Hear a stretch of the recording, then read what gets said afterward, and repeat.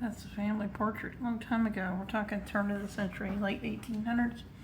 Wifey's sitting over here, down, like right down there, wifey. And she's looking at that picture of that husband, thinking about his brothers and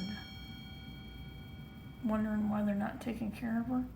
And that's because they're unalive somewhere else, and she just doesn't know it. She's waiting for them to come help her take care of the kids. They're not coming. They're not coming.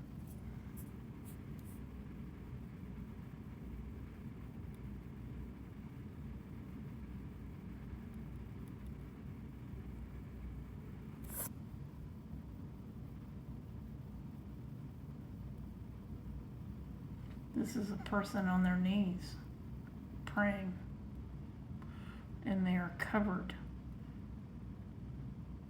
by drapery and by liquids.